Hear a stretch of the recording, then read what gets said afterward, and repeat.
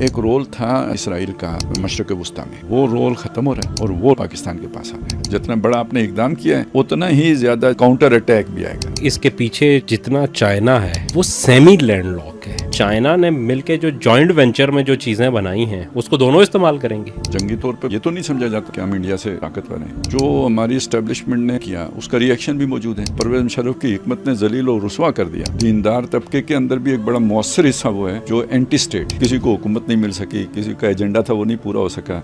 ये state of denial जो है और इस लेवल के अंदर आपका वजीर खारजा, नायब वजीर आजम वो स्टेट ऑफ डिनाइल के अंदर रहेंगे, हमें पता ही नहीं है। तो फिर मुल्क कैसे चल रहा है?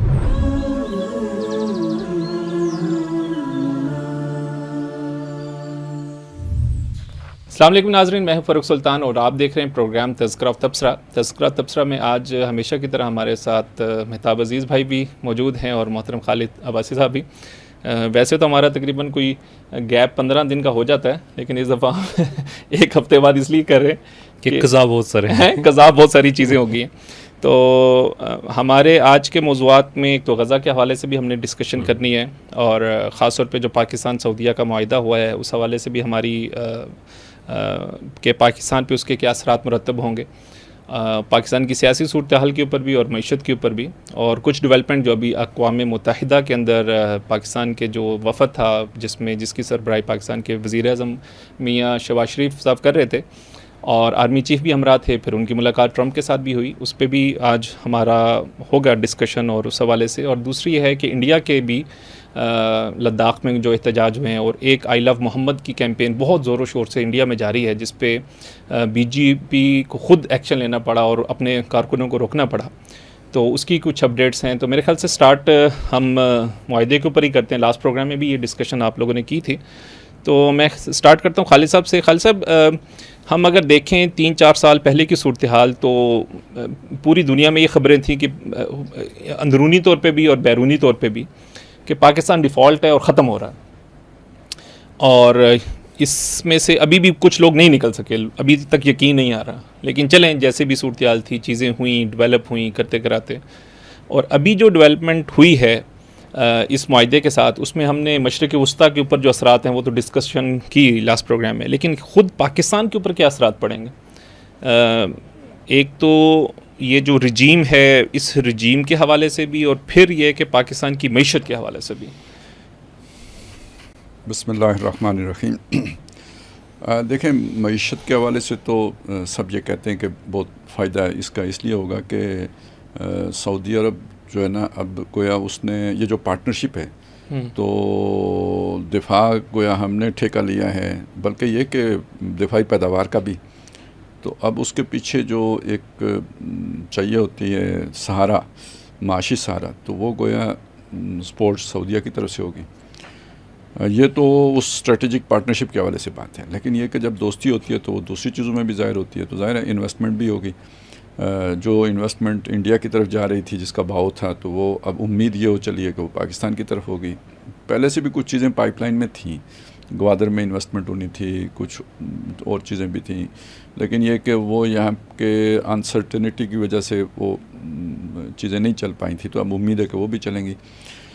तो ये तकरीबन हो सकता है 5-6 महीने, साल लग जाए ये सारा चीज़ होने में, एकदम तो नहीं होगी। तो यकीनन पाकिस्तान को माशी बहरान से निकलने में भी जो है ना इसका फ़ायदा पहुँचेगा। कम से कम एक चीज़ है कि हम जो ब्लैकमेल होते थे मालियाती इदारों के हाथों पैकेज लेने के लिए, ये वो, तो अगर उसी से छुटकारा हो जाए तो बहुत बड़ी बात है। ये क्या सेकंड ऑप्शन ही चलें उसके दर्जे में ही हो जाए तो बड़ी बात हो जाएगी, क्योंकि कोई दूसरा ऑप्शन हमारे पास होता ही नहीं था। तो अब एक सेकंड ऑप्शन कम से कम ये वाला तो मौजूद है। और रह गई बात ये कि देखें, दूसरी तरफ मसला ये है कि ये इत्तेहाद अभी कोई बड़ी कोई स्ट्रांग आवाज़ नज़र नहीं आई है इसके ख़िलाफ़, लेकिन तकालीफ बहुत महसूस हो रही हैं मुख्तलिफ। एक तो हमारे अपने मुल्क के अंदर मायूस लोग हैं। मायूस में उन्हें इस मानी में कहता हूँ कि वो मुल्क के मुस्तकबिल से, जैसे आपने भी जिक्र किया कि वो डिफ़ाल्ट और उससे मायूस हो चुके थे, और मुनहसर मरने पे हो जिसकी उम्मीद की तस्वीर बन गए हुए थे, कि उनकी सारी उम्मीदें अब इस पर थी कि चूँकि हमारे लिए तो ये अब मैदान नहीं रहा और हमारा इख्तियार अब यहाँ पे कोई नहीं रहा, तो ये ना रहे तो ही इसमें हमें सुकून है। ये एक पूरी मतलब वो आपको पता है सोच बन गई हुई है। बदकिस्मती से बन गई हुई हैं। तो उनकी तो सारी उम्मीद इस पे थी कि डिफ़ॉल्ट हो, वो कहें अब मज़ा आया। और जैसे होता है ना, वो बच्चे को आप मना कर रहे हो कि भाई ये खेल खेल ना खेलो, चोट लग जाएगी, और जब चोट लग जाए तो उसे कहें देखो ना मैंने मना किया था ना। तो वो गोया इस चीज़ के इंतज़ार में थे कि जी देखें ना आपने वो रजीम चेंज की थी ना, फिर अब मज़ा आया। तो ये शौक़ इतना चढ़ गया हुआ था कि भाई वो मुल्क और हुब्बुल वतनी पीछे चली गई थी, और अपने ये वाला जो है ना ज़ख़म का इलाज या वो जो भी तकलीफ़ है उसका इज़ाला वो अहम हो गया। और ये कोई एक तबका नहीं है। अभी तक मैंने बात की तो शायद आपको सिर्फ कोई पॉलिटिकल जो है ना कोई सियासी जमात इकाई के बारे में ख्याल आए, लेकिन ये कि आपको पता है कि जो हमारी इस्टेब्लिशमेंट ने माजी में किया उसका रिएक्शन भी मौजूद है, और दीनदार तबके के अंदर भी एक बड़ा मौसर हिस्सा वो है कि जो एंटी स्टेट है या इन्हीं जज्बात का हामिल है। तो वैसे मैंने इन सब के लिए एक नई तरकीब निकाली है, इबलीसीन वतन। ये जो इबलीस का लफ्ज़ है ना, ये असल में जब किसी की उम्मीद टूट जाती है, आस ख़त्म हो जाती है, तो वो इबलीस जो है ना क्वालिफाई हो जाते हैं। तो इसका मनफी इस्तेमाल ही है, लेकिन मुस्बत भी इसका इस्तेमाल हो सकता है कि जब आपको किसी शय से उम्मीद बिल्कुल आपकी दम तोड़ जाए तो वो एक इबलीसियत की कैफियत होती है।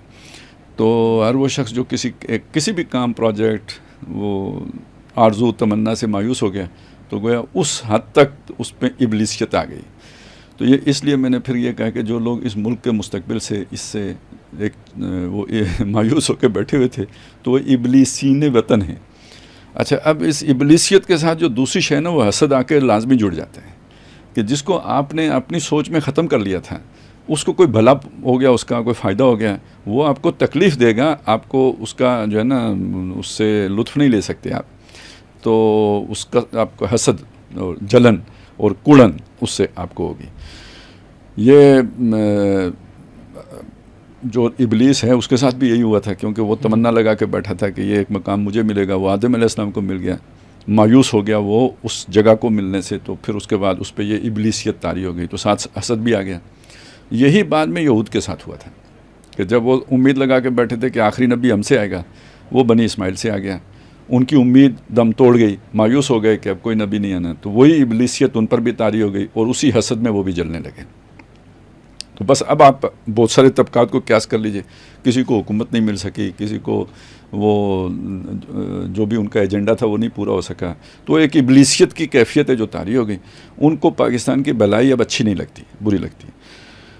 जो ये मैंने तफसील से इसका जिक्र क्यों किया, इसलिए किया कि जो इंटरनेशनल ताकतें मुखालिफ होंगी किसकी, इस मायदे की, जिनको तकलीफ़ होगी और यकीनन होगी, आखिर किसी को तो नुकसान है ना इस मायदे का, तो उनके लिए एक यहाँ पे पहले से जो है ना एक ज़मीन हमवार है जिसको एक्सप्लॉइट किया जा सकता है। राय आमा वो जो है ना उस पर असरअंदाज उनके ज़रिए से हुआ जा सकता है। तखरीब कारी के लिए जो है ना मटीरियल सारा दस्तयाब है, सिर्फ उसे फैसिलिटेट करना है।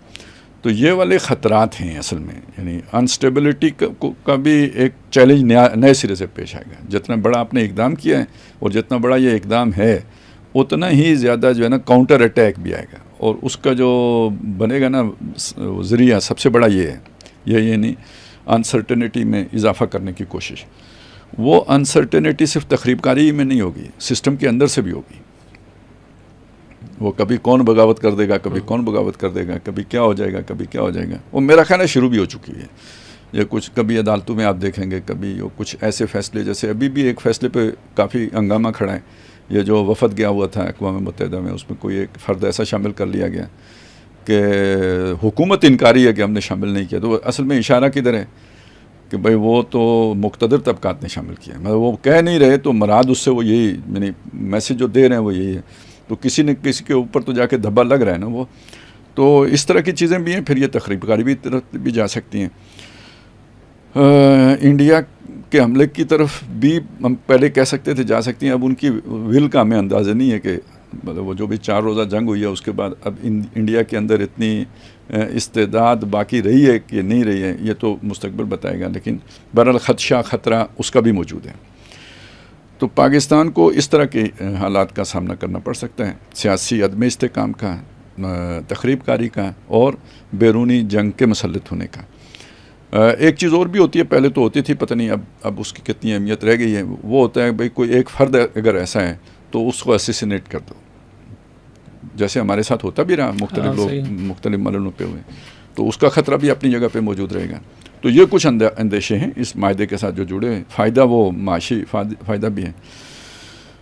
और एक चीज़ बज़ाहिर बहुत अच्छी होगी, लेकिन उसके अंदर भी एक अंदेशा है। वो अच्छी ये होगी कि आप सियासी निज़ाम में इस्तेकाम लाने के लिए कहीं वन पार्टी रूल की तरफ ना चले जाएँ। वो वक्ती इस्तेकाम का बायस तो होगा, लेकिन वो मुस्तकिल लानत का सबब बन जाएगा, क्योंकि ये जो बैलेंसिंग फैक्टर होता है ना, ये टू पार्टी सिस्टम होता है। तो जब आप उसे खो देंगे इस फसाद को मिटाने के लिए, इस हद तक तो ठीक है, आप अगर वो जैसे एक इमरजेंसी होती है, रियासतों के पास इख्तियार होता है इमरजेंसी नाफिज करने का, तो उस इमरजेंसी की हद तक चंद महीनों के लिए अगर कुछ ऐसा करते हैं तो वो तो ठीक हो जाएगा। लेकिन अगर आप सिस्टम ही वन पार्टी रूल वाला लेके आते हैं तो वो मुल्क के लिए मुफीद नहीं होगा, अल्टीमेटली उसका नुकसान ज़्यादा हो जाएगा, इस मायदे से बढ़कर नुकसान हो जाएगा। इसके वैसे हालात को नज़र नहीं देखिए, सबसे ज़्यादा क्रिटिकल सूरत तो जंग की थी, उसमें उन बड़ी मतलब पाकिस्तान नहीं, के आप अंदर कहते हैं हालात नज़र नहीं आते, मुझसे पूछें तो एक तरह से वन पार्टी रूल आ चुका है, गैर एलानी आ चुका हुआ है, हिज़्ब इख्तिलाफ का वजूद ही ख़त्म हो गया हुआ है।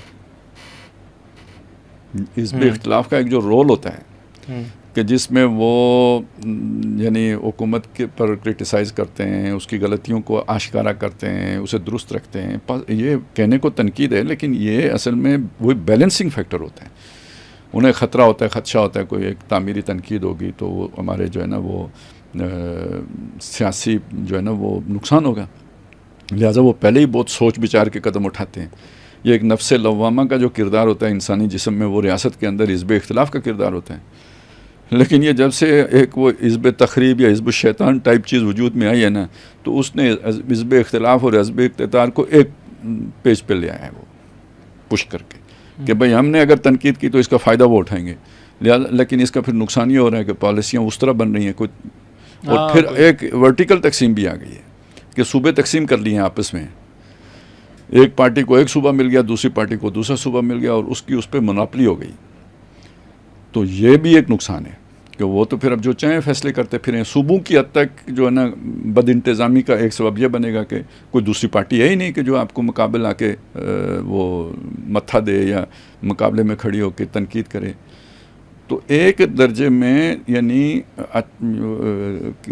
जबर से ही कहें या बगैर शायद फैसले के हो गया हो, हालात तो वाक़यात ऐसे बन गए कि आप वन पार्टी रूल के बहुत करीब आ चुके हुए हैं, आलमोस्ट चल रहा है। तो ये ठीक नहीं है, इसको मतलब नॉर्मलाइज्ड होना चाहिए। इसलिए हम कहते हैं ये तखरीबकारी ख़त्म हो, ये हिज़्ब शैतान वाला अंदाज़ ख़त्म हो, ताकि वो एक जो नॉर्मल प्रोसेस है वो शुरू हो, और ये भी ख़त्म हो। ये अगर ये किसी मिसाक़े जमहूरियत में ये तय हो गया है कि फ़लाने सूबे में हम नहीं अपना कैंपेन चलाएंगे इलेक्शन की और हमारे सूबे में तुम नहीं चलाना, तो ये कोई जमहूरियत की रूह नहीं है, फिर मुदाखलत नहीं, ये कोई जमहूरियत की रूह नहीं है। ये तो फिर ये तो जैसे माफियाज इलाके बांटते हैं, ये उस तरह की चीज़ हो जाएगी। तो ये तो बिल्कुल ही गैर जमहूरी रवैया है, और इसका नुकसान है भुगतेंगे हर जगह पे। जहाँ पे भी मोनोपोली होगी, अजारादारी होगी, सियासी अजारादारी हो या माशी अजारादारी हो, तो वहाँ एक्सप्लॉयटेशन होगी, वो बैलेंसिंग फैक्टर बीच से निकल जाएगा। तो ये फ़ायदे अपनी जगह पे, नुकसानात का भी अंदेशा है। लेकिन ये कि हम चूँकि पाकिस्तान के जो है ना सितारे अच्छे हैं, तो इसलिए हम उम्मीद रखते हैं कि बेहतरी की तरफ जाएगा और जल्दी सीख जाएंगे। गलती भी करेंगे तो शायद जल्दी सीख जाएंगे, ये एक उम्मीद की वो बात है। बाकी पुरानी तारीख़ को देखें तो ये वाली चीज़ें ज़्यादा महसूस होता है कि शायद कोई भलाई नहीं होगी। भाई वो बाहर से फंड आते भी हैं तो करप्शन की नज़र हो जाते हैं, कुछ होते हैं, तो वो उस चीज़ को अगर देखेंगे तो मायूसी की बात होगी। लेकिन ये कि ये देखें ना, 4 महीने में स्टैंडर्ड ही बदल गया ना हर चीज़ का। तो वो जैसे एक बात होती है ना, कहा जाता है कि फलाना जो है ना वो मिट्टी को हाथ लगाए तो सोना हो जाती है। किसी आदमी की कामयाबी का एक ये होता है ना, मिट्टी को हाथ लगाए सोना हो जाती है। बाज़ बेचारे सोने को हाथ लगाते हैं मिट्टी हो जाते हैं। तो इससे पहले का अगर हमारा दौर वो था कि सोने को हाथ लगाएं तो मिट्टी हो जाए, तो अब ये जो नया दौर आया है इसमें मिट्टी को हाथ लगाते हैं सोना हो जाते हैं। ये तो मौजज़ा है ना जी, सियासी मौजज़ा है कि चाइना भी आपसे राज़ी, अमेरिका भी राज़ी, रशिया भी आपके साथ, ईरान भी, सऊदीया भी। ये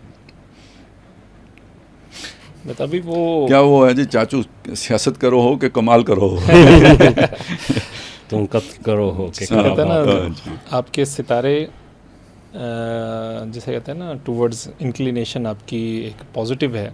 खैर ये हमारे प्रोग्राम में मतलब शदीद जब मायूसी भी थी, तो हम उस टाइम भी ये चीज़ें डिस्कस कर रहे थे।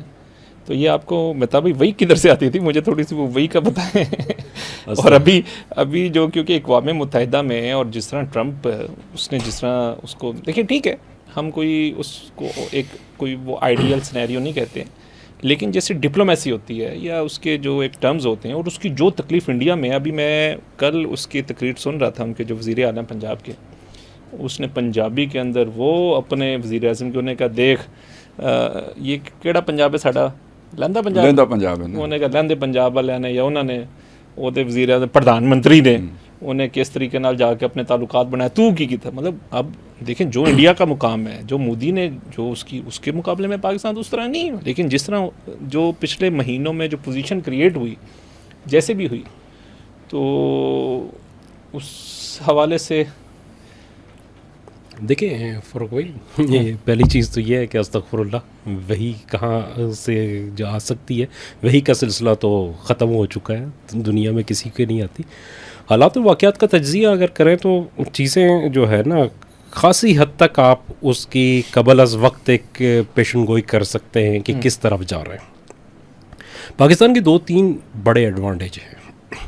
एक पहला एडवांटेज ये है कि पाकिस्तान की जो जियोग्राफिक लोकेशन है वो दुनिया में यूनिक है। सही है, मतलब तुर्की थोड़ा सा करीब जो है ना इसके आता है, लेकिन उसमें भी सिर्फ एक रशियन जो है ना वो फैक्टर आता है कि रशिया के लिए तुर्की की अहमियत बहुत ज़्यादा होती है, कि जो रशिया जो बहरे अस्वद है जिसे ब्लैक सी कहा जाता है, वहाँ से जो सामान गुज़रता है तो वो बॉस्फोरस से गुज़र के फिर आगे मेडिटेरियन में आएगा और दुनिया के अंदर।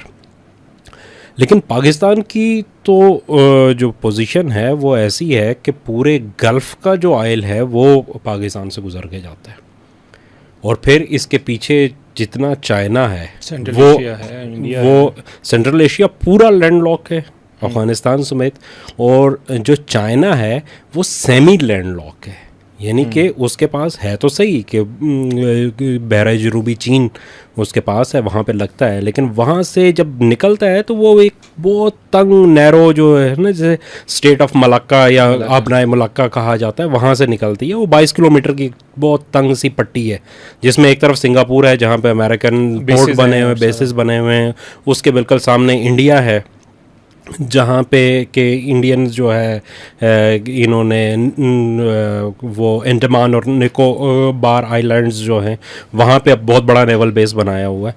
तो वो बेसिकली उसको उन्होंने वो किसी भी वक्त उसको रोक सकते हैं या उसके खलल डाल सकते हैं, उसके चोक पॉइंट्स उनका है।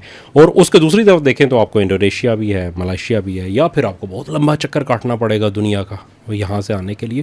तो ये वाली जो पाकिस्तान की पोजीशन थी, ये खुसूसन जो 80s के बाद का जो दुनिया थी, जहाँ जो है ना सोवियत यूनियन टूट गया था और रशियन अपना सोवियत ब्लॉक जो है वो ख़त्म हो गया, तो उसके बाद इसकी पोजीशन जो है एक ऐसी थी कि ये किसी भी तरीके से इससे रोका नहीं जा सकता था एक रीजनल पावर बनने के या रीजनल हब बनने के। अब इसको रोकने के बहुत सारे तरीके थे, जैसे खालिद साहब ने कहा कि इंतशार की एक मुसलसल कैफियत थी जिसने इसे रोका हुआ था। मतलब आप देखें कि 80 के अंदर ही कराची के अंदर जो सूरत हाल हुई, उससे पहले कराची पोर्ट और कराची शहर जो है, ये इस दौर में आप 40s में अगर आप देखें तो आपको 2 ही शहर पूरे फार ईस्ट तक नज़र आएंगे, मलेशिया, सिंगापुर, इंडोनेशिया, फ़िलिपाइन, इस पूरे ख़ित्ते में एक बम्बई और एक कराची, बाकी कुछ भी नहीं है। ये ना दुबई ना शारजा ना कुछ, ये तो मछेरों की बस्तियां थी। सऊदीया के अंदर आप देख लें कि मतलब जिस वक्त कराची के अंदर बड़ी बड़ी जो है ना वो टाउन हॉल और वो बने हुए थे, तो उस वक्त जो है ना 60s में जद्दा के अंदर जो 70% बिल्डिंग्स थी वो कच्ची मट्टी के बने हुए घर थे वहाँ पे 70s तक। बिल्कुल सही। उसके बाद जो है ना वहाँ पे रेवोल्यूशन आया, तो ये पोजीशन थी इसकी। लेकिन फिर उसको पहले तो ये है कि ज़ाहिर है जो वो रशियन सोवियत ब्लॉक था वो आया सेकेंड वर्ल्ड वॉर के बाद। जब पाकिस्तान हुआ तो पाकिस्तान को फिर वेस्टर्न ब्लॉक में जाना पड़ा, उसकी वजह से उसके मामलात थे। लेकिन जब वो ब्लॉक ख़त्म हो गया तो फिर पाकिस्तान के लिए कोई हर्डल नहीं थी, फिर हर्डल यही चीज़ें थी, ये इंतशार की मुसलसल कैफियत थी। तो हम भी जब डिस्कस करते थे तो इसी चीज़ को डिस्कस कर रहे होते थे कि भाई अपॉर्चुनिटी बहुत बड़ी है, लेकिन अपॉर्चुनिटी बहुत बड़ी है। ये थोड़ा सा एक जो है ना, जिसे कहते हैं कि आप ये समझेंगे बारूद का एक ढेर पड़ा हुआ है आपके सामने, बस उसको तीली लगाने की देर है, वो लग गई तो फिर आपके लिए जो है ना वो सारा जल उठेगा, भड़क उठेगा। पॉजिटिव मीन्स में मैं ये बात कर रहा हूँ कि ये इस तरह की जो है ना अपॉर्चुनिटी थी। तो यही हुआ कि आपके ऊपर जो है जिस तरीके से इंडिया ने पिछले, अगर आप देख लें कि 20 साल जो थे उसमें जो उन्होंने किया, 2000 तकरीबन 6-7 से उन्होंने शुरू की थी कैंपेन कि पाकिस्तान को आइसोलेट कर दिया जाए, और वो बड़ी हद तक अपने तौर पे आइसोलेट करने में कामयाब हो गए थे सही दुनिया के अंदर। आप देखें ना कि आप ग्रे लिस्ट में चले गए, जो उसके ऊपर एक FATF की ग्रे लिस्ट में उसके ऊपर आपके ऊपर कई तरह की फाइनेंशियल जो है ना वो सैंक्शंस लगी। यहाँ तक कि जब बालाकोट का अटैक किया 2019 में, आप देख लें कि जब बालाकोट का अटैक होता है तो इंडिया के ऊपर दुनिया के किसी मुल्क ने सैंक्शन नहीं लगाई। अभी के पाकिस्तान की सॉवरेनिटी को उसने बड़ा खुलेआम चैलेंज किया, आके KPK के अंदर वो बमबारी करके गए, लेकिन इसके बावजूद किसी मुल्क ने किया ये पाकिस्तान की पोजीशन इकरार किया उन्होंने, हाँ उसको वो किया और धड़ल्ले से, और इतने खुले जो है ना उनका वो था। लेकिन पाकिस्तान ने भी उसके ऊपर कोई मतलब उस तरीके से रिएक्शन नहीं दिया, ये कर दिया और क्या करूं, हमला करता हूं, या ये कहा कि तेल मुक गया साढ़े टैंकर, वो टैंकों में तेल ही नहीं है। वो इस किस्म कौम का मोराल क्या था, मोराल, यस, यही वो चीज़ें थी। हम आधा घंटा धूप में खड़े रहेंगे, हमने घड़ी बना दी है, जो उसके कश्मीर का सारा कुछ हो गया। और जब इतना बड़ा इवेंट हुआ तक मुशर्रफ के दौर से लेके, वही कह रहा हूँ ना, वो 20 साल तो उधर से चल मैं तो वो वही चीज़ बयान कर रहा हूँ कि ये तो एक्सट्रीम था उस दौर, वो एक्सट्रीम आया, और ये बाकायदा कौम के जहनों में वो जो मायूसी की कैफियत अभी खालिद साहब ने कही है, तो ये मायूसी की कैफियत ऐसे नहीं है कि ये अचानक से कुछ लोग हैं तो ये आ गई, ये बड़े अरसे से प्लांट की जा रही थी, उसको पानी दिया जा रहा था उन बीजों को, वो परवान चढ़ाते चढ़ाते यहाँ पे आ गई। अब जो है सिर्फ आप एक दफ़ा खड़े हो गए, अभी भी वैसा ही था। मतलब जो पहलगाम अटैक होता है वो फॉल्स फ्लैग था या उसमें कोई लोकल इन्वॉल्वमेंट थी, वो एक बिल्कुल मुख्तलिफ सब्जेक्ट है। लेकिन इंडिया ने जिस तरीके से उसे यूज़ किया कि जनाब हम तो सीधा पाकिस्तान पे ही अटैक करेंगे। आप देखें कि पाकिस्तान उसे ऑफ़र करता है जॉइंट इन्वेस्टिगेशन की, या वो कहते हैं कि जी जॉइंट को छोड़ें, आप ऐसा करें कि इंटरनेशनल कोई जो है ना इन्वेस्टिगेशन इसकी करवा लें। नहीं जी, परवाही कोई नहीं, उसको उन्होंने डायरेक्ट अटैक किया। और फिर उसके बाद हुआ क्या कि वो जो हेजमनी थी कि जी इंडिया बहुत बड़ी पावर है पाकिस्तान के ऊपर, वो कहे पाकिस्तान को तो हम तो इसके न्यूक्लियर जो है ना थ्रेट को भी नहीं मानते, हम न्यूक्लियर थ्रेट करता है पाकिस्तान, हम तो इसको भी नहीं मानते, ये भी कोई चीज़ नहीं है। कन्वेंशनल वॉर में तो पाकिस्तान खड़ा ही नहीं, अभी तो कन्वेंशनल ही हुई है, और मैशत में भी इतना कमज़ोर है, तो वो तो मतलब यही है ना कि वो उन्होंने तो कहना शुरू कर दिया जी ये तो कभी भी ख़त्म हो जाएगा, इसका तो है ही नहीं। और यहाँ पे अंदर भी से भी वही आवाज़ें बात आ रही थी कि जी डिफ़ॉल्ट कर गया, कल हो जाना है, परसों हो जाना है, ये अवाम भी साथ नहीं है, अवाम भी नहीं है, फौज उसके। लेकिन वो सारी चीज़ें होने के बावजूद, चूँकि वो पीछे मौजूद थी वो चीज़, तो जैसे ही अटैक हुआ और पाकिस्तान ने थोड़ा सा पहली दफ़ा थोड़ा सा एक गैरत का मुजाहरा किया, और कम से कम हमारी जो जनरेशन थी उसने भी पहली दफ़ा ही देखा, गैरत के साथ समझदारी के साथ वही थोड़ी सी समझदारी हमने भी पहली दफ़ा ही देखा है। मतलब हमें 40 साल जो है वो तो ऐसे ही गुजरे थे ना, वो वाला तो वो रही है, लेकिन कभी खुल के आप नहीं आए। वो ज़ियाउल-हक के दौर में शायद हुआ हो, लेकिन वो तो हमसे पहले की बात थी, ज़ाहिर उस वक्त हम बहुत जो है ना वो मेरे ख्याल में प्राइमरी स्कूल में थे, तो ज़ियाउल-हक साहब की जो है ना शहादत हो गई थी, लेकिन उसके बाद से तो हमने कहीं नहीं देखा था यहाँ पे। तो जैसे ही वो हुआ तो लोगों को वो एक करज आई, और उसके बाद चीज़ें चेंज होना शुरू हुई। ज़ियाउल-हक साहब के दौर तक ऐसा था ना कि थे तो माशी तौर पे भी कमज़ोर, मतलब जंगी तौर पे भी ये तो नहीं समझा जाता था कि हम इंडिया से ताकतवर हैं, लेकिन वो बहरहाल हम शाना बशाना वाले थे। मतलब एक वो जो एक टोर होती है ना बंदे की मुकाबले वाली, ये वो तो वो एक आपके रिएक्शंस में वो मौजूद थी, हुकूमती सतह पे भी मौजूद थी। लेकिन ये बाद में असल में जो है ना परवेज़ मुशर्रफ के दौर में ख़ास तौर पे ना जाके फिर ये तय हो गया था कि भाई इंडिया बड़ा भाई है और हमने उसके ताबे रहना है। लेकिन वो फिर वो बड़े भाई से वो बदमाश बन गया। वो हजमनी वाला जो मसला था ना, असल में वो फिर वो परसेप्शन थी हजमनी की, थी नहीं हजमनी जी। तो उस परसेप्शन को मज़ीद जो है ना मुस्तहकम करने के लिए उसने ये वाला पंगा ले लिया, तो अल्लाह ने एक चांस दे दिया। तो हम इस असल में ये फ़र्क पड़ा है कि हम वापस बराबरी की सतह पे आ गए, बल्कि शायद बेहतर सतह पे आ गए। नहीं खालिद साहब, अगर पिछले आप देखें तो मतलब पिछले 5-10 साल के अंदर इंडिया तो कहता था कि हाइफनेट नहीं होना चाहिए पाकिस्तान, कि इंडिया और पाकिस्तान को एक उसके अंदर ना आप रखें कभी भी। और ये मान ली गई थी बात जी। देखें, ये जो एफ पाक का मामला है ना, ये असल में यही मानना है कि इंडिया और कैटेगरी में आता है, पाकिस्तान और अफगानिस्तान बराबर की कैटेगरी में आते हैं। इसको उस अफगानिस्तान वाली कैटेगरी। हाँ, पहले इंडो पाक होता था ना, ये अब एफ पाक हो गया था, तो ये उससे ये फ़र्क पड़ा था ना। अब वो वापस जो है ना, और बल्कि अब वो दोनों के लिए मेरा ख्याल है नुमाइंदा भी एक ही मुकर्रर कर दिया गया है। वो एक ही कर दिया गया है, और उसमें तो खैर और भी बहुत सारी चीज़ें हैं। लेकिन आप इस चीज़ का एक और कि इंडिया इस बात को टॉलरेट नहीं करता था कि कोई बंदा मतलब आएगा ख़ित्ते के दौरे पे और वो इंडिया भी आए और पाकिस्तान भी एक ही दौरे के दौरान करे। वो कहते नहीं, अलग अलग होना चाहिए। अगर आप पाकिस्तान जा रहे हैं तो इंडिया ना आए, अगर इंडिया आ रहे हैं तो फिर पाकिस्तान नहीं जाना आपने। और लोगों ने किया ये चीज़ पिछले अरसे में। लेकिन ये सारा जो है ना, जब ये चेंज हुआ तो फिर हमारे सामने जो है ना एक मुख्तलिफ सूरत हाल, एक मुख्तलिफ चीज़ आई। जो आपने खालिद साहब से सवाल किया था, मैं उसमें 2-3 चीज़ें सिर्फ ऐड करना चाह रहा हूँ मुख्तसर सी, कि देखें इस मायदे का एक लाजमी नतीजा तो ये है कि पाकिस्तान की जो डिफेंस प्रोडक्शन की इंडस्ट्री है उसने बूस्ट अप होना है। और उसके अंदर चूँकि अभी वो बातें आना शुरू हो गई हैं कि सऊदी और पाकिस्तान में मिलके एक म्यूचुअल फंड बनाएंगे जिसके अंदर दोनों कंट्रीब्यूट करेंगे और उसके तहत नए हथियार बनाए जाएंगे और नई डेवलपमेंट्स होंगी, R&D की जाएगी। फिर इस मायदे में चूँकि अगले 3-4 महीने में ये उम्मीद की जा रही है कि 2-3 मुल्क मज़ीद जो है ना अरब मुल्क शामिल हो जाते हैं। और अगर ये वही सूरत हाल बनती है तो जिस तरीके से अमेरिका की देखें ना, अमेरिका पैसे किससे कमा रहा था? अपनी डिफेंस इंडस्ट्री से कमा रहा था। और वो डिफेंस जितना अमेरिका बनाता था वो कहाँ सेल होते थी? वो सारी मिडिल ईस्ट में सेल होती थी। अब ज़रा इस इक्वेशन को यहाँ पे ले आएँ कि यहाँ पे होगा क्या कि पाकिस्तान का अगर मिडिल ईस्ट के साथ मुआहिदा है तो होगा क्या कि पाकिस्तान वहाँ पे ज़ाहिर अपना बना सकता है, बेसिस बना सकता है, उसके अंदर अपना असलाह रख सकता है, इस पे तो कोई इतराज़ नहीं है। अब आपके मतलब मिज़ाइल कंट्रोल ट्रीटी जो है उसके मुताबिक कोई मिज़ाइल आप जो है ना वो एक्सपोर्ट नहीं कर सकते जिसकी रेंज 200 किलोमीटर से ज़्यादा हो।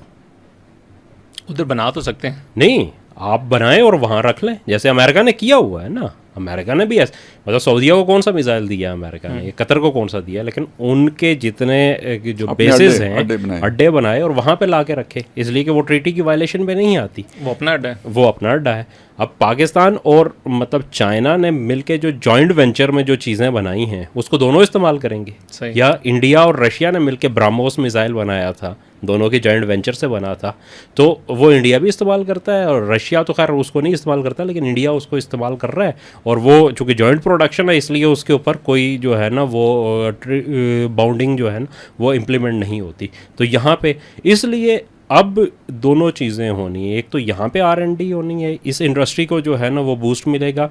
सेकंड वन जो चीज़ है वो है कि जो चाइनीज़ मैन्युफैक्चरर है वो भी जॉइंट वेंचर करेंगे इसके अंदर, ताकि पाकिस्तान और चाइना के जो जॉइंट वेंचर में चीज़ें होंगी वो बेसिकली मिडिल ईस्ट में जाएंगी, मार्केट मिल जाएगी वहाँ से। डायरेक्ट चाइना एक्सपोर्ट करेगा तो उसके ऊपर सैंक्शंस भी हैं, वो बहुत सारी और भी चीज़ें आ जाएंगी।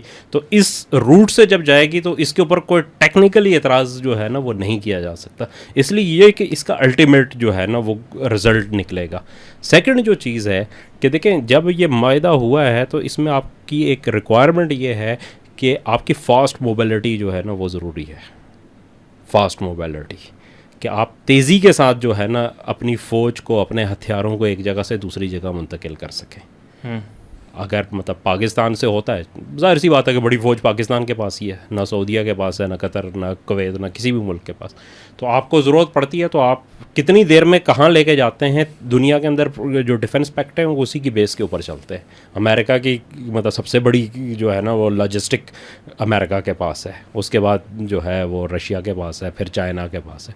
तो इस लॉजिस्टिक रिक्वायरमेंट के लिए भी जो है ना वो 2-3 चीज़ें अगले अरसे में हम देखेंगे कि एक बड़े पैमाने पे जो नेवल अपग्रेडेशन जो है ना वो भी होनी है, और फिर एयरफोर्स में जो लॉजिस्टिक्स जो होती है, हैवी लिफ्टर्स जो हैं जहाज़, वो जो है ना वो आएंगे, बनेंगे, उसकी जो है ना टेक्नोलॉजी यहाँ पे ट्रांसफ़र हो सकती है या डेवलप हो सकती है। उसमें भी कुछ चीज़ें सामने आई हैं कि एक मतलब ये है कि ब्राज़ील के साथ उनकी इंडस्ट्री के साथ जो है ना वो एक जॉइंट वेंचर हो सकता है, और एक चाइना के साथ। फिर तीसरी चीज़ जो इसमें आ चुकी है, जिसकी ख़बरें खासी हैं और मेरे ख्याल में कुछ अरसे में इसका एक मायदा भी हो जाएगा, वो ये है कि जो टर्किश 5th जनरेशन एयरक्राफ्ट है कान, उसकी प्रोडक्शन लाइन भी पाकिस्तान में आएगी। तो ये मतलब इसका बुनियादी असर तो है उसमें ही, डिफेंस के अंदर ही है, लेकिन ज़ाहिर है इसका फ़ायदा पूरी इकॉनमी को होगा, लोगों को नया रोज़गार मिलेगा, वो पैसे जो है ना वो आपकी इकॉनमी के अंदर जब आएंगे तो उससे फ़ायदा जो है ना हासिल होगा। और यहाँ पे फिर अगला इम्तहान हुकूमत का आता है कि वो जो ये पॉजिटिव होती है उसे लोगों कितना तक कैसे जो है ना मुंतकिल करती है। क्योंकि अब तक तो हमने यही देखा है कि पाकिस्तान हो या जो साउथ एशिया के जितने भी ममालिक हों, वो जो भी काम कर रहे होते हैं उसका जो फ़ायदा है वो आम आदमी को मुंतकिल नहीं होता। जिसकी सबसे बड़ी मिसाल इंडिया है कि इंडिया ने सस्ता तेल रशिया से लिया, जिसके ऊपर आज सैंक्शंस हैं, जिसके ऊपर अमेरिका ने और अब यूरोपीय यूनियन लगाने जा रही है, उसका नुकसान तो आवाम को पहुंचेगा। लेकिन जब सस्ता तेल जो है इंडियन रुपीज़ में उन्हें 20-22 रुपए के हिसाब से रशियन तेल मिल रहा था, तो इंडिया के लोगों को तेल वही 120-130 रुपए जो है ना हो रहा था। चंद कंपनियां कमा रही थी और हुकूमत कमा रही थी। इधर भी तो जजीरे बनते रहे ना, यही जो है ना, मतलब वो जो कोलिशन सपोर्ट फंड था जिसके ऊपर हमने वो किया, तो वो भी आवाम तक कहीं नहीं पहुंचा। शौकत अजीज़ की इस्तिलाह में ट्रिकल डाउन नहीं किया, ट्रिकल डाउन नहीं, मईशत ने ना, बिल्कुल ऐसे ही है। तो ये चीज़ें जो है ना, इम्पोर्टेंस अब इस चीज़ की है कि कैसे हुकूमत इसको करती है, और अगर इस हुकूमत ने ये काम किया तो फिर जो है ना ये एक देर पा इसका फ़ायदा जो है ना होगा, और ये लोग भी इसके साथ खड़े होंगे। वरना तो ये है कि कुछ अरसा ज़ाहिर है इसका जो चाम है वो रहेगा और फिर ख़त्म हो जाएगा, लोग इससे भी मायूस हो जाएंगे। तो खालिद साहब, ये जो वायदा था, इसके मुआहदे के फ़ौरन बाद अभी इसी हफ्ते की जो डेवलपमेंट्स है, इब्ने मरियम हुआ करे कोई मेरे दर्द की दवा, मेरे दर्द की तो ट्रंप के साथ मुलाकात, और मुलाकात के अंदर जो बॉडी लैंग्वेज थी, मेरे ख्याल से वो बॉडी लैंग्वेज आज से जो पहले के जो मुलाकातें हैं उनसे बिल्कुल डिफरेंट थी। मैसेज बड़ा लाउड है, और उसके बाद जो फिर हमारे वज़ीर आज़म साहब ने जाके फिर तिलावत की है जो अक़वाम मुत्तहिदा में कुरान भी दिया है। हाँ ठीक है, मतलब देखें उसने जो नेतन्याहू की तकरीर है उसका जो मतलब देखें चीज़ें तब्दील हो रही हैं, कितना स्ट्रॉन्ग अपोजिशन हुई, लोग उठ के चले गए, मतलब बड़े थोड़े से लोग बैठे हुए थे और इस तरह देखने को नहीं। और वज़ीर आज़म साहब ने 12 कबीले बनी इसराइल के हैं तो 13 लोग बैठे, 13 लोग हैं, एक अमेरिका लेकिन वहाँ पे भी बॉडी लैंग्वेज, मैसेज बड़ा क्लियर। ठीक है, एक चलें ठीक है गलतियाँ थी, वो लोग हाईलाइट कर रहे हैं तिलावत की, लेकिन उस बंदे का एक वो मैसेज देना भी, और फिर अपने मौक़िफ़ को मईशत के हवाले से चीज़ें उन्होंने, फिर एक उनका जो सिग्नेचर स्टाइल है मुक्के वाला, वो भी करके दिखाया। माइक तो नहीं टूटा नहीं, माइक बच गए उसने लेकिन जो है लकड़ी के ऊपर मुक्के शुक्के करके, तो चाचू की परफॉर्मेंस। अच्छा देखें, पहली बात तो ये ना, जब आपकी वही मोराल अप होता है और एतमाद में आप होते हैं, तो फिर आपकी सारी बॉडी लैंग्वेज खुद ब खुद बदल जाती है, और जब आप वैसे ही डीमोरलाइज्ड हों तो बॉडी लैंग्वेज भी उसी के मुताबिक होती है। अवानु सारों में ऐसा ही, इंसानी अवान, इसमें वो कुत्ता जिसकी दुम ऊपर होती है उसके लड़ाई लड़ने का अंदाज ही और होता है, तो जिसकी दुम टांगों में चली जाए वो बिल्कुल और शे हो जाते हैं।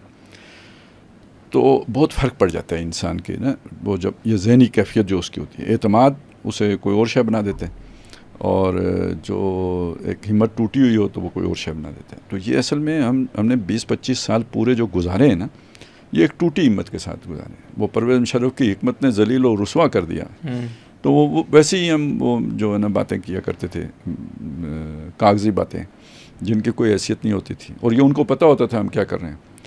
लेकिन ये जो हुआ है ना, असल में हमें शायद कम महसूस होता है, लेकिन ये 4 रोज़ा जंग ने बहुत, ये गेम चेंजर जंग हुई है।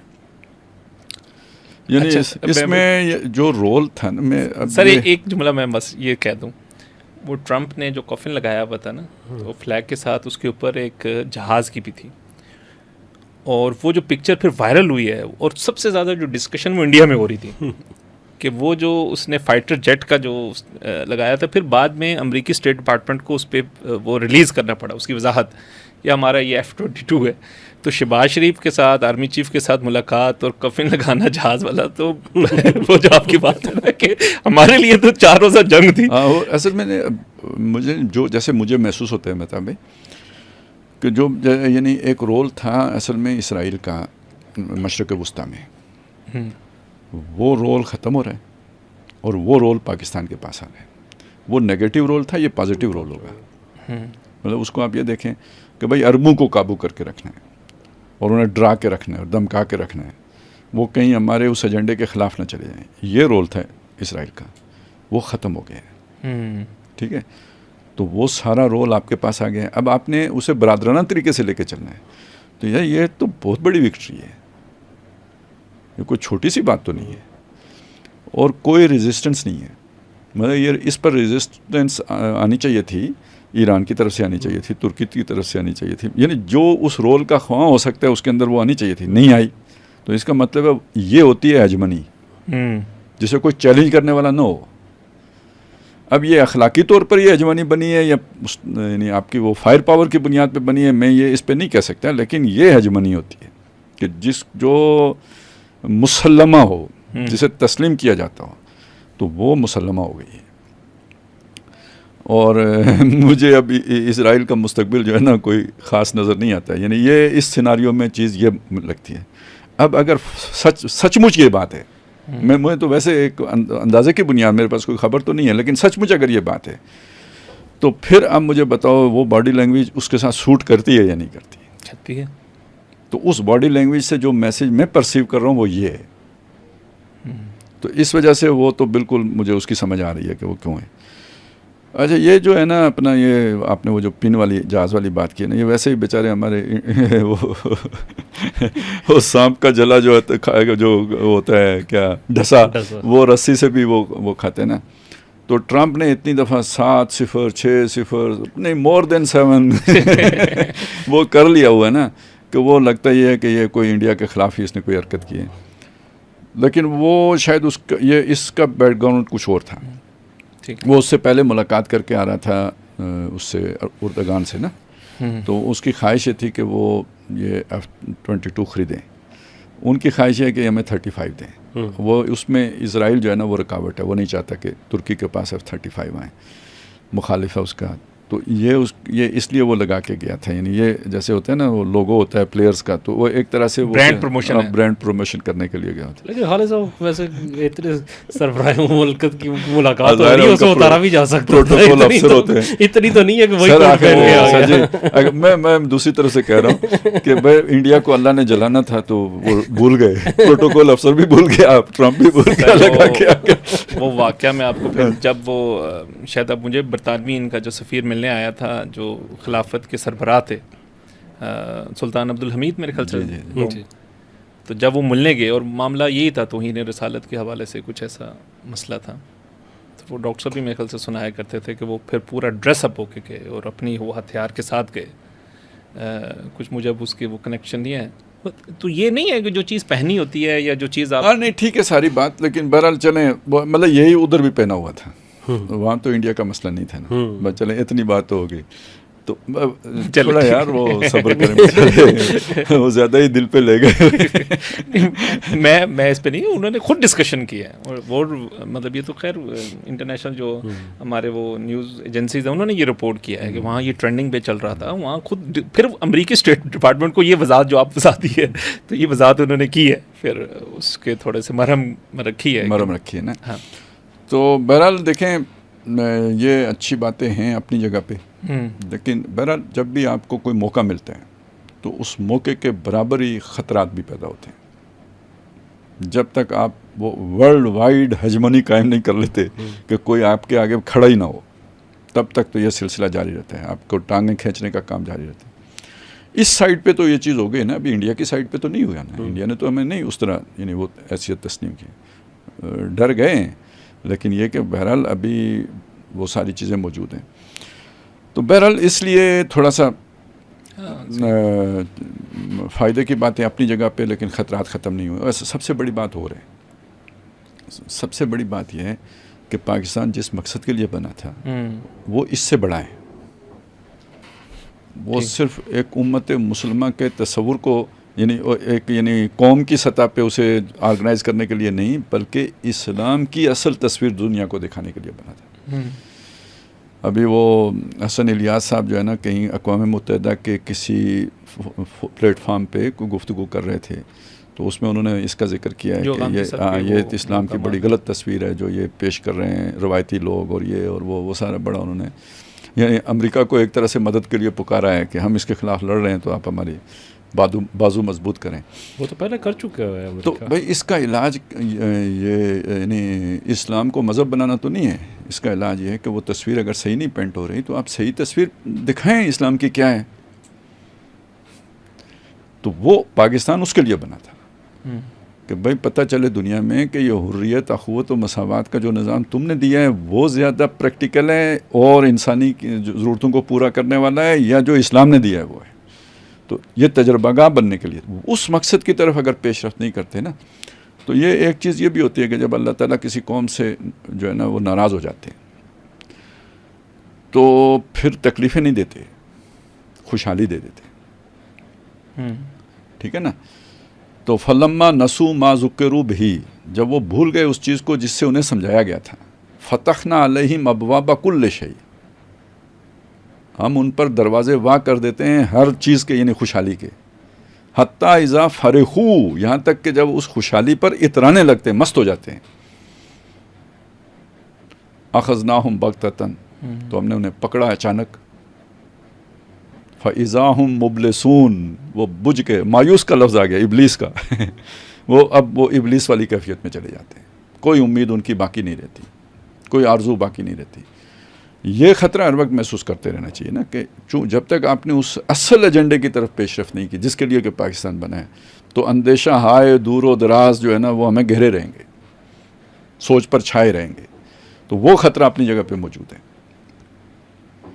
नहीं, ख़तरा तो वैसे खालिद साहब कुछ और भी हैं। मतलब ये जैसे आपने बात की कि अक़वाम मुत्तहिदा में वो ट्रम्प साहब से मुलाकात भी हो गई, तस्वीर भी जो है ना, एक तरफ फील्ड मार्शल साहब खड़े थे और दूसरी तरफ वज़ीर आज़म साहब खड़े थे। तकरीर भी बड़ी अच्छी की, उसमें भी कोई डाउट नहीं है। लेकिन इसमें एक चीज़ बड़ी वो सामने आई है जिसका जिक्र खालिद साहब ने किया था, मेरे ख्याल में तो उसको थोड़ा सा खोल के बात करनी चाहिए कि ख़ातून जो प्रो इज़राइली नैरेटिव को लेकर पाकिस्तान के अंदर पूरी कैंपेन करती रही हैं, वो ख्वाजा आसिफ साहब के साथ बैठी हुई थी, उनके बिल्कुल पीछे जो वाली नशिस्त के ऊपर, और सरकारी वफ्द का हिस्सा थी। और ख्वाजा आसिफ साहब कहते हैं कि जी मुझे पता नहीं है, ये तो पता नहीं कहाँ से आ गई दफ्तर ख़ारजा में। तो पाकिस्तानी वफ्द के अंदर, बल्कि उन्होंने ये कहा कि ये जो उसकी जो बैठाना और ये मेरा काम नहीं था, ये दफ्तर ख़ारजा का काम, यानी उन्होंने सारी बात दफ्तर ख़ारजा पे डाली, ख़ारजा पे डाल दी। अच्छा, मतलब इसी तरह, और उसके बाद फिर उन्होंने मेरा ख्याल है कोई रुमाल शुमाल लेके तो अपनी वाबस्तगी का इज़हार भी किया, वो फ़लस्तीन के साथ वो भी किया। लेकिन मतलब मैं ये कहना चाह रहा हूँ कि आया क्या, मतलब ये जो उनका बयान है, इसका मतलब वो सीधा ये कह रहे हैं कि ये फ़ौज ने बुलाई थी, दफ्तर ख़ारजा इनके साथ है ना, इसहाक़ डार साहब इनके साथ हैं, दोनों मतलब उनके अंडर वो आता है, तो वो कैसे हो गया? और वज़ीर आज़म के वफ्द में कोई शरीक हुआ है? दफ्तर ख़ारजा ने कोई वज़ाहत की है? मेरी नज़र से नहीं गुजरी अभी तक, मुझे नहीं मालूम कि उसके हवाले से कोई वजाहत आई है। मतलब देखें ना, दो चीज़ें हैं, या तो ये सीधा फ़ौज पे इल्ज़ाम लगा रहे हैं कि फ़ौज की तरफ से आई थी, या फिर ये है कि इसका मतलब है कि ना फ़ौज की तरफ से आई है ना हुकूमत की तरफ से आई है, और कोई तीसरी कुव्वत जो है वो पाकिस्तान में रूबा अमल ऐसी है कि जो इतनी इन्फ्लुएंशल है कि वज़ीर आज़म के वफ़्द, सरकारी वफ़्द में एक ख़ातून होती है और वज़रा की बैक पे जाके बैठती है जनरल असम्बली के अंदर, जो पाकिस्तानी वफ़्द के लिए मखसूस नशिस्तें हैं उसके ऊपर, और उसका किसी को पता ही नहीं है कि वो आग कहाँ से गई है। मतलब ये इंतहाई जो है ना ख़तरनाक सूरत हाल। ये भी बता रही हैं कि मेरे पास जो है ना वो सीक्रेट फाइल्स हैं जिनको मैं देख रही हूँ और घर नहीं ले जा सकती, इसलिए होटल में ठहरी हुई हूँ। तो ये भी बताना उन्होंने ज़रूरी समझा उसके ऊपर। ये चीज़ें बड़ी खतरनाक जो है ना इंडिकेशन है। पहले पॉइंट जैसे हम कहते हैं कि अल्लाह ताला इसमें साफ बात ये है ना, देखें और कौन सा इतना ताकतवर फ़र्द हो सकता है या लॉबी हो सकती है या कोई भी हो सकता है कि जो अपने बल पर किसी को ऐसे हाई लेवल के वफ्द के अंदर शामिल कर सके, ठीक है। हाँ, एक चीज़ हो सकती है, वो जो एक दफ़ा हुआ था सेनेट के चेयरमैन के साथ, कि उनको किसी ने कहा था मैं इस्लामाबाद पारा से आया हूँ और उन्होंने मुझे ये काम दे के भेजा, हालांकि भेजा किसी ने नहीं था, वो खुद ही जाके उसने एक किसी मुलाकात में दोनों इकट्ठे थे, वो उन्होंने उसको टैली कर लिया कि ये उनका बंदा है और उसने वो उनका बंदा होके तो बहुत सारा काम करा लिया। तो इस तरह का किसी ने अपना लुच कर लिया हो तो ये इसका इम्कान है। लेकिन ये बहरहाल आया कहीं उधर ही से है मैसेज, या उनके नाम पर आया है या किसी ने किया है। तो एक बात पता है क्या है, ये जो होते हैं ना प्रोफेशनल्स, अब फ़र्ज़ करें आप क्रिकेट को देखें तो एक आपका बैट्समैन है, तो वो किसी इंडियन बैट्समैन से सीखने में कोई वो महसूस करेगा अर्ज? नहीं करेगा ना। अच्छा, इंडियन उसे सिखाने में कोई अर्ज महसूस करेगा? नहीं करेगा। ये हाई लेवल जो है ना वो गेम में ऐसा तो होता है, एक दूसरे को टिप्स देते रहते हैं। अब आ जाएँ ये पेशावर है ना, ये भी फ़ौज भी और ये सारा, तो जो दुनिया में मूसाद का नाम है और जो उनका डंका बजते हैं, तो हमारे वाले अगर उसको अप्रिशिएट करते हूँ और उनसे रहनुमाई हासिल मतलब उनसे सीखना चाहते हो मैं कहना ये चाह रहा हूँ, तो उसके लिए कोई दोस्ती जब तक नहीं होगी तो कैसे सीखेंगे। तो किसी के अंदर इस तरह की ख्वाहिश हो तो ये कोई बईद अस्क्यास नहीं है। नहीं, लेकिन खालिद साहब और ये ख्वाहिश हमेशा रही है, नहीं मैं इदारे के अंदर मौजूद रही है, परवेज़ मुशर्रफ के दौर में भी थी, उसके बाद भी रही है। और इसकी वो जैसे एक खन्नास का एक नहीं होते काम, शैतान को खन्नास कहा गया ना, तो क्यों खन्नास कहा गया है कि उसके बारे में ये है कि खन्नास का लफ्ज़ी मतलब होता है आगे बढ़ के पीछे हट जाने वाला। तो उसका ये है कि वो इंसान के दिल के ऊपर अपनी जो है ना वो नोज़ल लगा के रखता है, यानी उसे फूंक मार यानी पंप करने के लिए। तो अगर इंसान गाफिल रहे ना तो वो अपनी पंपिंग शुरू कर देता है, और जो ही आदमी चौकन्ना हुआ ना वो अपनी नोज़ल पीछे हटा लेता है, वापस अंधेरे में चला जाते हैं। ये जो इस तरह की हरकतें होती हैं ना, जिनकी ज़िम्मेदारी कोई कबूल नहीं करता, तो इसके पीछे वो एक तरह से खुफिया एजेंडा होता है जो चल रहा होता है। और खुफिया एजेंडे के साथ ये खन्नास वाली कैफियत ज़रूर जुड़ी होती है। आपको न पता लगे, कोई न बोले, कोई आवाज़ न उठे, चलाओ, जो ही आवाज़ उठी दुम दबाओ, भागो। अच्छा खालिद साहब, ये आपने बहुत सारे मामलात में ये खन्नास वाली कैफियत, इसे कहते हैं ना पल्स लेना। नहीं, मैं उसको असल में मैं दो चीज़ें एक ना इसमें वो करना चाह रहा हूँ। एक तो देखें, यहाँ पे बेशुमार चीज़ें हो जाती हैं पाकिस्तान के अंदर, लोकली हमने देखा बहुत दफ़ा जो है ना इस किस्म की चीज़ें होती हैं, और लोग आइडेंटिफाई भी हैं कौन से हैं। वो असम्बली के अंदर तकरीर भी होती है, वो मुख्तलिफ कमेटी के इजलासों में भी होता है, ये सारी चीज़ें। लेकिन देखें, जब कोई वफ्द जो है अक़वाम मुत्तहिदा की जनरल असम्बली के लिए मुंतखब होता है, तो वो ऐसे तो नहीं मुंतखब होता कि उसमें किसी उसके लिए उसके ऊपर एक एक बंदे के ऊपर डिस्कशन होगी, फिर उसका बैकग्राउंड होगा, फिर उसकी उसमें ज़रूरत क्या है वो डिफ़ाइन होगा। फिर जब ये यहाँ से जाएंगे वो हर लेवल के ऊपर देखें ना कि उसके लिए आपने वीज़ा अरेंज किया, उसको वहाँ भेजा, अक़वाम मुत्तहिदा के अंदर उसकी रजिस्ट्रेशन हुई, है कि वज़ीर-ए-आज़म के जहाज़ में गई है, मतलब गई है, ये भी सुनने में आया है। बाकी अरकान नहीं गए। अच्छा, ये अब मतलब इस पे कंफर्मेशन नहीं है कि वो आया, ये भी सुनाई है, लेकिन ये कंफर्म है कि वो उस वफ्द का हिस्सा बनी है वहाँ पे। तो इसके लिए एक लंबा पेपर वर्क जो है ना वो पीछे इन्वॉल्व है इसके अंदर।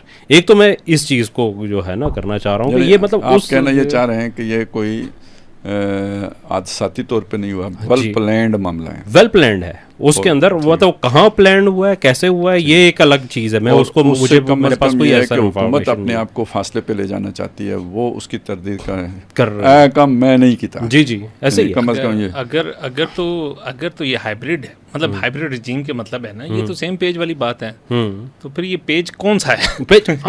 ये वाला पेज कौन सा है? वरना तो हुकूमत को ऑन करना चाहिए था ना, उसकी वजाहत देना। मतलब मैं वैसे ही मैं जस्ट आपको यही एक इसी तरह का, जब गवर्नमेंट बनी है तो वज़ीर दाखिला साहब के बारे में पूछा गया, सनाउल्लाह साहब से पूछा गया या ख्वाजा आसिफ साहब से, उन्होंने शुक्र करें उसने वज़ीर आज़म की कुर्सी नहीं मारी। आप देखिए ना, एक मैसेज दिया गया ना कि हमारा इस पे कोई इख्तियार नहीं था उसके ऊपर। लेकिन यही चीज़ है कि जब ये स्टेट ऑफ डिनाइल जो है और इस लेवल के अंदर कि आपका वज़ीर दिफ़ा, आपका जो है वज़ीर ख़ारजा, नायब वज़ीर आज़म वो स्टेट ऑफ डिनाइल के अंदर रहेंगे, हमें पता ही नहीं है, तो फिर मुल्क कैसे चल रहा है? ये बड़ा सवालिया निशान है इसके। और दूसरी चीज़ खुसूसन नून लीग के ऊपर, आपको पता है पिछली हुकूमत इनकी जब गई थी तो उसमें एक बहाना बना था, वो कादियानियों के जो हल्फ में तब्दीली की गई थी, तब भी ये कहते थे कि जी हमें पता नहीं चला ये कहाँ से हो गया है। तो भाई बार बार ये आपके दौर में ये क्यों हो जाता है कि आपको पता ही नहीं चलता कुछ हो जाता है? ये मतलब आप कब सीखेंगे या कब बड़े हो जाएंगे? तो ये दोनों चीज़ें मेरे ख्याल में इसके ऊपर जो है वो बड़ी संजीदगी की ज़रूरत है कि आया अगर कोई है तो फिर मतलब हम जो वो उम्मीद वाली बात कर रहे हैं, वो उम्मीद तो इसका मतलब है कि यहाँ पे ऐसी इसी वक्त कुव्वतें ऐसी सरगर्म अमल हैं कि जो उस उम्मीद का ख़ात्मा करने के लिए पूरे तौर पे अभी जो आपका मौक़िफ़ था, चले जो भी था, फिर ये कि आपको पता है ये 2-3 महीने पहले वो इब्राहिम अकॉर्ड का शुशा छोड़ के जी बड़े सीनियर लोगों ने छोड़ा, फिर उन्होंने फिर उसको स्टेप बैक कर लिया। तो ये चीज़ें एक आम बंदा बयान दे देना एक ज़िम्मेदारी पे, और फिर हमारे एक स्टेट का मौक़िफ़, और अभी जो एक हमारा एक नैरेटिव जो सामने आया। चले मेहताब भाई, मैं गज़ा की सूरत-ए-हाल के ऊपर आ जाता हूँ। फ्लोटिला के हवाले से क्या अपडेट्स हैं, और ख़ास तौर पे जो अभी डेवलपमेंट्स हुई हैं, इटली की इंटरवेंशन हुई है, उसकी उन्होंने सपोर्ट के लिए वो जहाज़ भी भेज दिया है। तो वो जो खालिसा वाली बात है, ये तो बात है कि इसराइल तो बिल्कुल अब सफारती लिहाज से तनहा हो रहा है। नहीं, सफारती लिहाज से तनहा सिर्फ इसी में नहीं हुआ, वो तो जो खालिद साहब ने भी कहा है कि अक़वाम मुत्तहिदा में जब इजलास है तो सारे उठ के बाहर चले गए। मतलब ये बहुत बड़ा जेस्चर है। फिर जिस तरीके से अब देखें ना, आपके जो वीटो पावर जिन 5 ममालिक में है, जिनके पास है, उसमें सिवाय अमेरिका के 4 ने फ़लस्तीन को बतौर रियासत तस्लीम कर लिया है, और दुनिया के अब तकरीबन 160 से ज़्यादा ममालिक ऐसे हैं कि जो तस्लीम कर चुके हैं। तो ये बहुत बड़ी एक जो है ना सफारती तन्हाई या सफारती शिकस्त है, इज़राइल की भी अमेरिका की भी, दोनों की। और ये जो ग्लोबल जो है स्मूथ फ्लोटेला जो है, ये तो देखें ना, स्पेन से जब शुरू हुआ इसने, तो फिर ये त्यूनिस पहुंचा, त्यूनिस से फिर ये इटली की तरफ जो सिसिली की बंदरगाह है उसके की तरफ आया, वहाँ से यूनान के जजीरे क्रेट के पास जो है ना ये लंगर अंदाज हुए, और अब अपने फाइनल स्टेज के ऊपर जब गज़ा की तरफ जो है ना, इस दौरान इसके ऊपर इज़राइल की तरफ से कई बार जो है ड्रोन हमले हुए उसमें।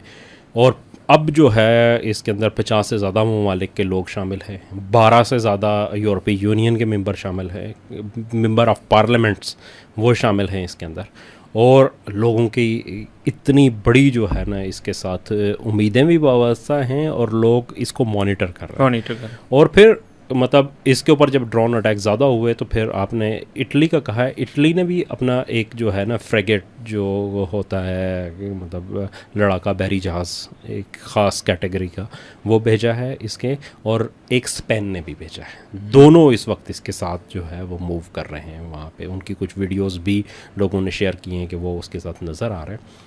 तो बेसिकली मेरे ख्याल में ये बहुत बड़ी कामयाबी थी अवामी लेवल के ऊपर। इससे बड़ी कामयाबी अब तक गज़ा के पूरे इशू पे नहीं हो सकी। ये पहुंचता है या नहीं पहुंचता, ये जो है इमदाद वहाँ पर डिलीवर कर सकता है या नहीं कर सकता, ये मुहासरा तोड़ सकता है या नहीं तोड़ सकता, इन लोगों को अरेस्ट कर लिया जाएगा, इन लोगों के साथ इज़राइल तशद्दुद आमेज़ सलूक करेगा, इनको वापस जो है ना वहाँ पे या सबको गिरफ़्तार करके कैद, हर लिहाज से इसने अपना मकसद अचीव कर लिया है। और मैं समझता हूँ कि बहुत बड़ी कामयाबी है इसकी, चूँकि बुनियादी मसला ये था कि लोगों को अवेयरनेस देना। इसमें जितने भी जहाज़ हैं, छोटी कश्तियाँ हैं 50 के करीब, तो उसमें इतनी तो खुराक या इतनी इमदाद तो नहीं है कि जो फ़लस्तीन के लिए कोई बहुत काफ़ी हो। असल मसला ये था कि इस पूरे इशू को उजागर करना और गज़ा की जो सूरत हाल है, वहाँ पे मुहासरा है, जो जेनोसाइड है, उस पे लोगों की तवज्जो मरकूज़ करवाना, तो उसमें ये कामयाब हो चुका है। और इज़राइल जो भी इसके साथ करेगा उससे मज़ीद ज़्यादा होगा। और देखें जो पिछले अरसे में इज़राइल ने इक़दाम किए, हम सफारती तन्हाई की बात कर रहे हैं, अगर आप यूरोप के अंदर देखें तो इज़राइल की जो मज़लूमियत का उसने पिछले 1.5 सदी से अपना बनाया था, एक 3 चीज़ें उन्होंने डेवलप की थी उस पूरे अरसे में। पहली चीज़ ये थी कि इज़राइल जो है वो एक मज़लूम कौम है, जो जिस पे बहुत जुल्म हुए, तारीख़ के अंदर हमेशा जुल्म होते रहे, तो उसको एक अपना जो है वतन चाहिए और वो उसके लिए कर रही है। वो मज़लूमियत को उन्होंने अपना किया।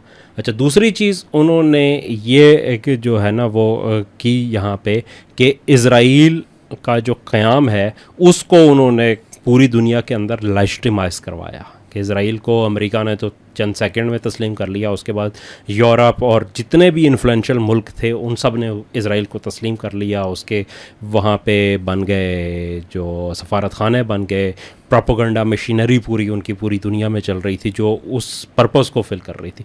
और तीसरी चीज़ उसने ये बनाई थी कि वो एक बहुत बड़ा जो है ना मिलिट्री पावर है जिसके पास ऐसी है कि जिसको नाकाबिल शिकस्त है पूरी।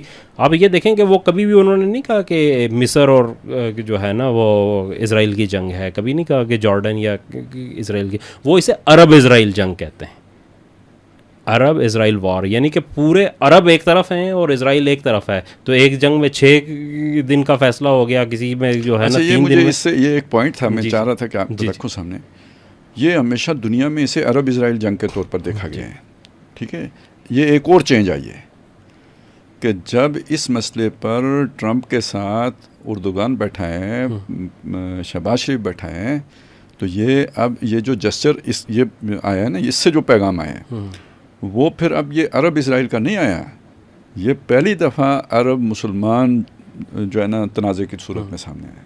ये इसराइल मुसलमान तनाज़ा, जी, इसराइल मुसलमान तनाज़े के तौर पर। ये पहले इसराइल अरब तनाज़ा था, बिल्कुल। अब ये इसराइल मुसलमान तनाज़े के तौर पर सामने आया। सही, ये एक और चेंज है, ये मतलब नोट करनी चाहिए।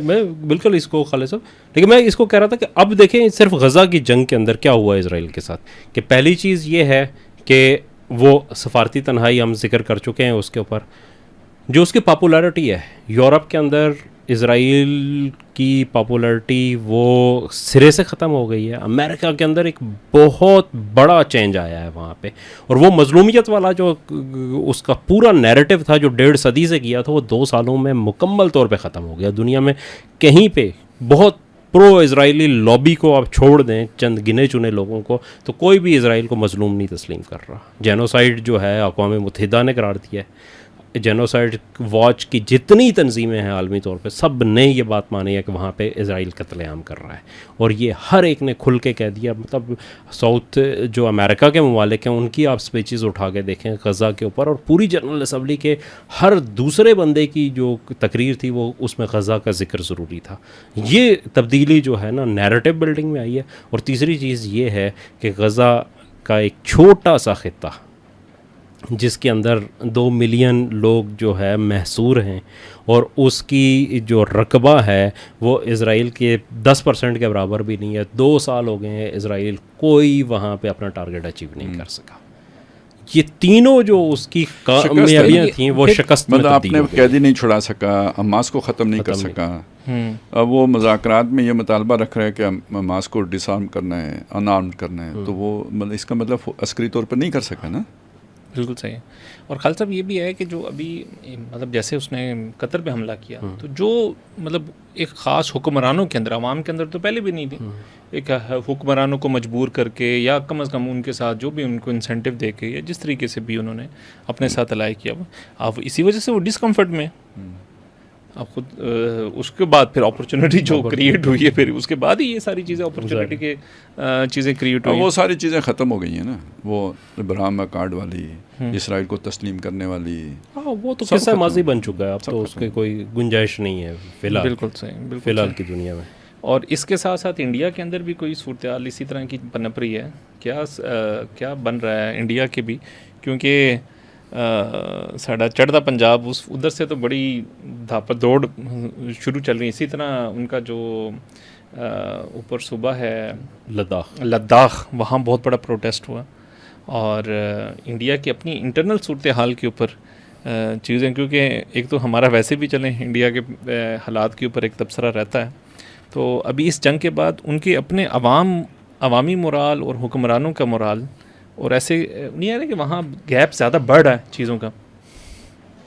तफसीलात तो महताब भाई बताएंगे, मैं सिर्फ आपको इतनी बात बता रहा हूँ कि देखें हमने ये चीज़ प्रिडिक्ट की थी कि ये जो इनकी ये जो शिकस्त हुई है, तो ये असल में हिंदुत्व का एक वही ना, वो सिर्फ अजमानी इलाके की नहीं थी, अपने माइनॉरिटीज़ के ऊपर भी उन्होंने एक रोब डाला हुआ था। तो जब वो उनकी वो शिकस्त हुई है ना, तो जो माइनॉरिटीज़ का खौफ है वो भी जाता रहा है। तो वो जाता रहे तो अपने आप को मुनज़्ज़म करेंगे तो इस एक्सट्रीमिज़म के ख़िलाफ़ वो आवाज़ उठाएंगे। वो ये उसके मज़ाहिर जो शुरू हो गए हैं ये बढ़ेगा काम, अभी ना भी बढ़ा, साल के बाद बढ़ जाएगा, लेकिन ये हिंदुस्तान में अब अमन की बात को छोड़ दें। वो एक ताकत होती है, उसका नशा होता है, उस पर आप जो चल रहे होते हैं, ताकत आपको कभी मुस्तकिल हाल नहीं देती, उसका रिएक्शन भी होता है। तो अब हिंदुस्तान उस रिएक्शन के अमल से गुजरेगा, ये सब के लिए हो गया। तो आपने जितनी बात की ना, जो लद्दाख में हो रहा है, अच्छा जो मशरक़ी पंजाब में हो रहे हैं, तो ये अभी आप आगे भी देखेंगे और भी जगहों से इस तरह की खबरें आपके पास आएंगी कि ये असल में जब सेंटर ताकत के बल पर खड़ा है, तो जब वो ताकत कमज़ोर होगी तो आसपास से फिर बगावतें उभरेंगी। सर सबसे बड़ी फेलियर तो इनका बांग्लादेश में हुआ ना।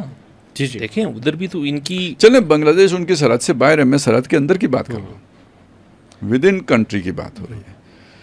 तो लद्दाख में देखें मसला कब का है, 2019 का है, जो स्टेटस बदला है उसके खिलाफ तहरीक चल रही है ना, तो 2019 में बदला है, तब क्यों नहीं चलाई, अब जाके चलाई है। तो एक तो उसकी इम्प्लीमेंटेशन शुरू हुई तो उस पता लगा ना ये चुभता है। तो दूसरी असल बात ये है कि अब इंडिया पता लगा कि उतनी ताकत है नहीं, वो अब हाँ उसकी वो धूम टांगों में चली गई है। तो ये मौका है, हो सकता है वो क्या वो चाइना भी अपनी फ़ौजें वगैरह बॉर्डर पे ले आया ना, कोई खबर इस तरह की भी थी लद्दाख के बॉर्डर पे। वो तो खैर वो पहले से चल रहा है, लेकिन ये वाला इजाफी नफरी लाई है। एक इसी तरह की उसका एक सबब ये भी हो सकता है कि जहाँ कहीं अनरेस्ट होता है ना, तो फिर वो महाजरत होती है, लोग निकलते हैं उस तरह जाते हैं, शायद वो रोकने के लिए भी हो, लेकिन कुछ हुआ है असल में। उसमें जो दूसरे मुहर्रिक है ना कि एक तो कैंपेन, फिर जब ये सैलाब वाला मामला आया तो पंजाब में मतलब तो लद्दाख नहीं, इसको ये चीज़ें मिक्सअप हो जाएंगी। लद्दाख को स्पेशली जो है ना, मेरा ख्याल है कि उसको समझने की ज़रूरत है कि जब ये 2019 में ना कश्मीर का स्पेशल स्टेटस ख़त्म किया गया, 370 को एब्रोकेट किया गया वहाँ से, और फिर 35A जो था वहाँ पे स्टेट सब्जेक्ट को, तो कश्मीर के अंदर उसके ख़िलाफ़ जज्बात थे। हत्ता कि जो हिंदू मेजॉरिटी के एरिया है जम्मू, वहाँ पे भी उसके ख़िलाफ़ जो है ना थे, तो वहाँ पे भी एक पूरी मूवमेंट चली थी मुख्तलिफ लोगों ने वहाँ पे, अगरचे कि बीजेपी का फैक्टर जो है ना वहाँ पे इसको सपोर्ट कर रहा था, लेकिन एक आम जो हिंदू पॉपुलेशन थी उसने इसके ख़िलाफ़ जो है मूवमेंट चलाई थी वहाँ पे। लेकिन ये लद्दाख का जो एरिया है ना, ये बड़ा पुरअमन था, और यहाँ पे बीजेपी जो है एक बड़ी फैसला कुन क़ुव्वत के साथ मौजूद थी यहाँ पे, और इस रीजन का जो एमपी था उसको उन्होंने एक शो बॉय के तौर पे पेश किया था कि कश्मीर के लोग तो इससे बड़े खुश हैं, ये देखें ये वहाँ का सन ऑफ सॉइल जो है ना ये बातें कर रहे हैं। लेकिन वो जो बात खालिद साहब कह रहे हैं कि हुआ ये कि अब आहिस्ता आहिस्ता लोगों को जाके पता चला कि इसकी नुकसानात क्या थे, किस तरीके से लद्दाख में, चूँकि जो लेह का जो एरिया है वहाँ पे मेजॉरिटी जो है वो बुद्धिस्ट है। 2 डिवीजन्स हैं लद्दाख के, एक करगिल डिवीजन है और एक लेह डिवीजन है। करगिल के अंदर मुसलमानों की अक्सरियत है और लेह के अंदर बुद्धिस्ट की अक्सरियत है। ओवरऑल जो है वो 53% मुसलमान हैं लद्दाख के अंदर। लेकिन ले जो था ना वो बुद्धिस्ट था, और वो उन्होंने इसको किया, उस वक्त उन्होंने एक ट्रैप किया उन्हें, और वो बनाया गया कि जी आपको ये भी मिलेगा, यहाँ पे हो जाएगी, बड़ी बड़ी इन्वेस्ट होगी।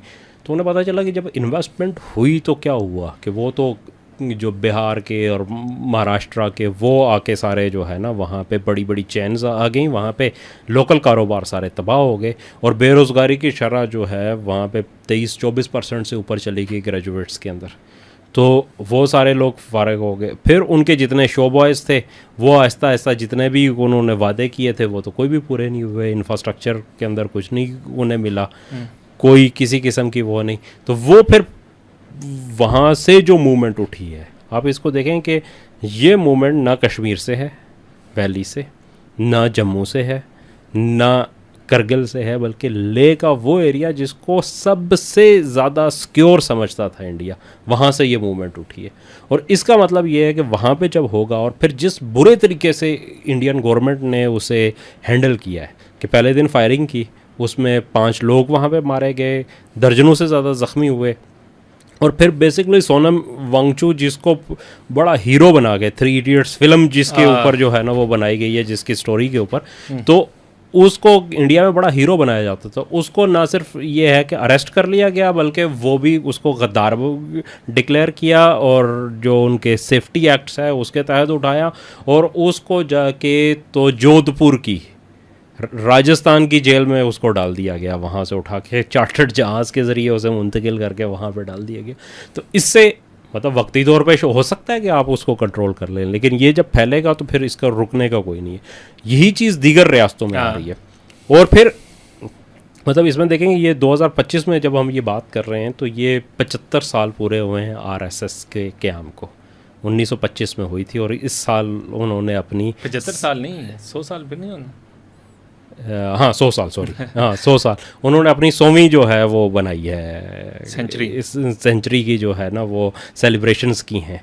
और इंडिया के अंदर उसके ख़िलाफ़ एक जो है अब मज़ाहमत वो बड़े पैमाने पे हमें नज़र आ रही है, जिसकी एक जो हमें नज़र आया है वो आजकल इन दिनों जो वहाँ पे कैंपेन चल रही है आई लव मोहम्मद, जिसका जिक्र आपने शुरू में किया था, कि एक छोटी सी मतलब वो रैली थी जिसमें उन्होंने पोस्टर उठाए हुए थे, उसके ऊपर हमला किया गया, उसमें लोगों को डिस्पर्स किया गया।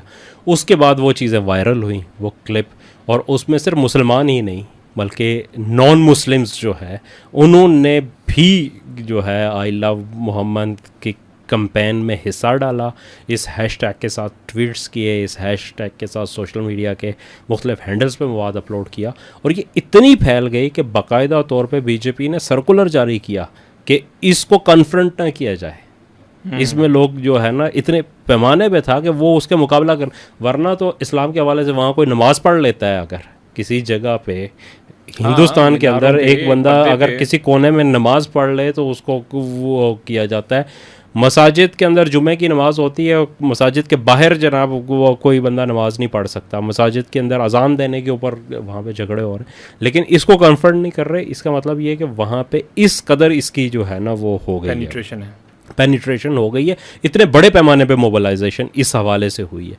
और फिर तीसरी जो चीज़ है कि जो ट्रंप साहब ने वो किया है उनके ऊपर कि देखें 50% उनके ऊपर टैरिफ इस वक्त इम्पोज है, 25% टैरिफ और 25% पेनल्टी।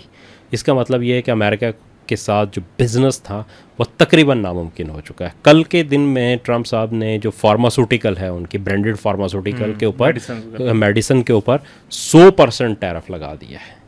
अभी जो उसके बाद तीसरी बड़ी चीज़ थी रेमिटेंस। सबसे ज़्यादा इंडिया में आती थी अमेरिका से अंदर, तो उन्होंने जो H1B वीज़ा था जिसके अंदर मतलब वो बड़े खुश थे ना इस बात के कि जी बड़े बड़े जो टेक्नोलॉजी जाइंट हैं वो इंडिया से हायरिंग करते हैं और वहाँ पे लोग। ट्रंप साहब ने उसके ऊपर भी ये किया कि उसकी 1 साल की फ़ीस जो है ना H1B वीज़ा की 1 साल की फ़ीस $1 लाख कर दी है, जो प्रैक्टिकल नामुमकिन है कि $1 लाख तो आपने सिर्फ वीज़ा की फ़ीस देनी है, उसके बाद कमाई करनी है उसके ऊपर, तो वो अब नहीं हो सकेगा। इसी तरह अभी ये चीज़ भी वहाँ पे चल रही है कि अगले चंद दिनों के अंदर जो IT सर्विसेज दे रहा है इसके ऊपर भी एक टैरिफ लगने वाला है वहाँ पे।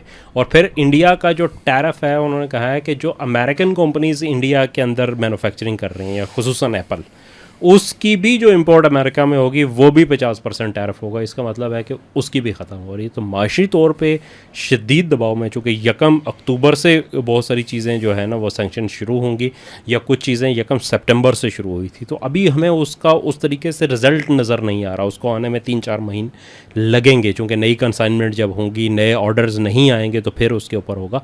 लेकिन बड़े पैमाने पर जो है ना अब इंडिया की मईशत चूँकि वो डिपेंड करती थी अमेरिका के ऊपर, तो उसके अंदर जवाल आ रहा है। जब उसके अंदर जवाल आएगा तो फिर अवाम में अनरेस्ट वहाँ पे मज़ीद बढ़ेगा। जितनी बड़ी आबादी है और जितना बड़ा उनका हुजम है बिल्कुल, और फिर जितनी उनकी डाइवर्स पॉपुलेशन है जी, अगर इस तरह की हम पहले भी कह सकें इंतहा पसंदी है, जो इंतहा पसंदी का एक और पीछे पे फिर अमेरिका ने भी हाथ उठा लिया, तो सितारे फिर इसराइल के साथ साथ इंडिया के भी फिर माड़े ही हो गए। नहीं, माड़े के अलावा एक और चीज़ है, वरना अमेरिका ने तो उठा लिया है ना। आप देखें कि जो मिडिल ईस्ट की सूरत हाल जो तब्दील हो रही है वो भी इंडिया के लिए एक बहुत बड़ा फैक्टर बन जाएगी।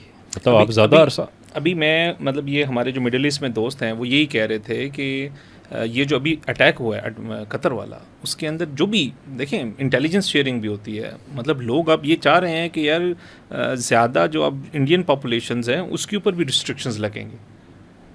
अब काफ़ी कनेक्शंस जहाँ जहाँ इसराइल के कोई सतारों की चाल माननी पड़ेगी।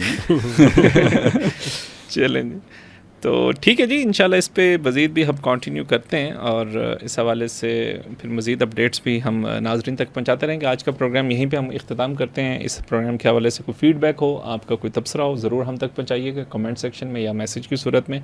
अगले प्रोग्राम में फिर मुलाकात करेंगे, तब तक के लिए इजाज़त दीजिए। अल्लाह हाफ़िज़।